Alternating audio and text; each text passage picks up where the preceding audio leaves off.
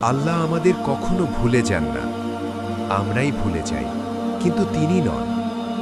আমরা যখন হতাশ হয়ে পড়ি, যখন মনে হয় সব দরজা বুঝি বন্ধ, তখনও আল্লাহ আমাদের দিকেই তাকিয়ে থাকেন। ধৈর্য ধরো, আল্লাহ সব দেখছেন।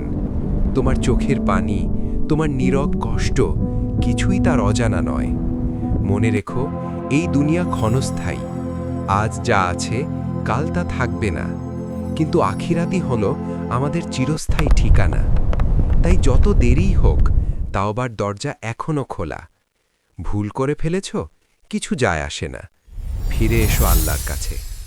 নামাজ মানেই শান্তি।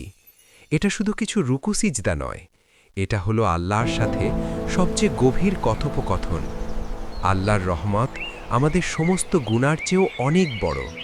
যে রহমত একবার নেমে এলে সব অন্ধকার দূর হয়ে যায়।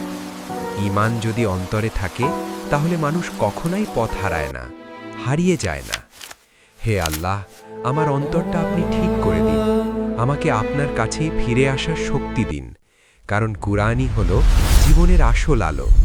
এই আলো ছাড়া পথ চলা অসম্ভব। আল্লাহর উপর ভরসা করো, ইনশাআল্লাহ শান্তি আসবেই। হয় আজ নয়তো কাল, কিন্তু আসবেই। হিদায়েত আল্লাহ যাকে চান তাকেই দান করেন, আর যাকে দেন তাকে কেউ পথভ্রষ্ট করতে পারে না। তাই চুপচাপ ধৈর্য ধরো, আল্লাহ নীরবে কাজ করে যাচ্ছেন।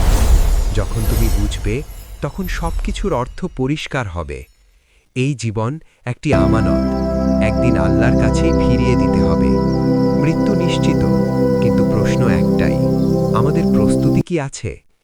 আর যারা বিশ্বাস করে, ধৈর্য ধরে, আল্লাহর উপর ভরসা রাখে, তাদের জন্য আছে জান্নাত।